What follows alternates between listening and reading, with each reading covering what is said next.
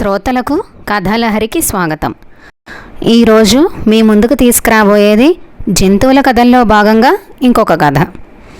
ఒక అడవిలో జంబుకం అనే నక్క ఓ గుహలో తన 4 పిల్లలతో కలిసి ఉండేది. తాను ఆహార సేకరణకు వెళ్ళినప్పుడు వాటికి తగిన జాగ్రత్తలు చెప్పి వెళ్ళేది.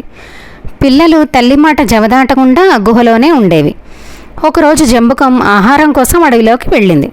చీకటి పడినా రాలేదు. పిల్లలు తల్లి రాక కోసం ఎదురు చూస్తున్నాయి. ఒక పులి వేట నిమిత్తం అడవిలో తిరుగుతూ జంబుకం నివాసం ఉంటున్న గుహ వైపు వచ్చింది. లోపల జంతువులు ఉన్నట్లు గుర్తించింది. ఈరోజు ఆహారం బయట దొరక్కపోయినా ఈ గుహలో దొరికిందని సంతోషపడింది. తల్లి రాక కోసం ఎదురు చూస్తున్న నక్క పిల్లలు గుహ లోపలికి పులి రావడం చూసి భయపడ్డాయి. ఆపద వచ్చినప్పుడు సమయస్ఫూర్తితో వ్యవహరించాలని తల్లి చెప్పిన మాటలు గుర్తుకు వచ్చాయి. లోపలికి వస్తున్న పులిని చూసి అందులో ఒక నక్క పిల్ల, ఈరోజు అమ్మ మనకు పులిని ఆహారంగా తీసుకొస్తానంది కదా, అమ్మ చెప్పిన మాట నిజమే, అదిగో పులి మన మాయా గుహలోకి ఇప్పుడే ప్రవేశించింది అని అంటున్న మాటలు విని పులి ఆగింది. ఇంకో నక్కపిల్ల, అవునవును, ఈ మాయా గుహలోకి వచ్చిన ఏ జంతువైనా మనకు ఆహారం కావాల్సిందే, నేను పులితల తింటాను అంది. మరో నక్కపిల్ల, లేదు లేదు, నిన్న నువ్వు మన మాయా గుహలోకి వచ్చి మరణించిన సింహం తల తిన్నావు కదా, ఈరోజు నువ్వు పులి శరీరం మాత్రం తిను, ఈసారి నాకు తలివ్వు అని అంది. ఆ మాటలు పులి విని అడుగు ముందుకు వేయకుండా కాసేపు ఆగింది.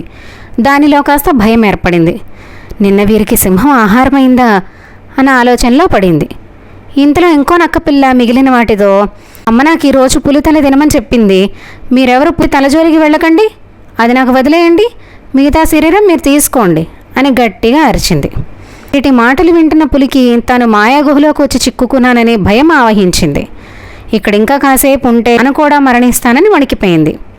ఇక్కడి నుంచి వెంటనే పారిపోవాలి, ఈ మాయా గుహలో చిక్కుకోకుండా ఆహారం కాకుండా నన్ను నేనే రక్షించుకోవాలి అని తనలో తాను అనుకుని భయంతో వెంటనే అక్కడి నుంచి పరుగు తీసింది. పులి బయటకు వెళ్ళిపోవడంతో నక్క పిల్లలు ఊపిరి పీల్చుకున్నాయి.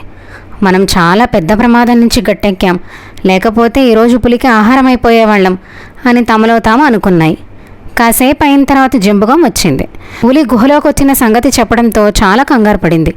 కానీ అవి సమయస్ఫూర్తితో ఆపదను దాటిన విషయం తెలిసి సంతోషించింది. పిల్లలను అక్కున చేర్చుకుని అభినందించింది. ఈ రోజుకి కథతో ముగిద్దామండి. తిరిగి ఇంకొక కథతో కలుద్దాం.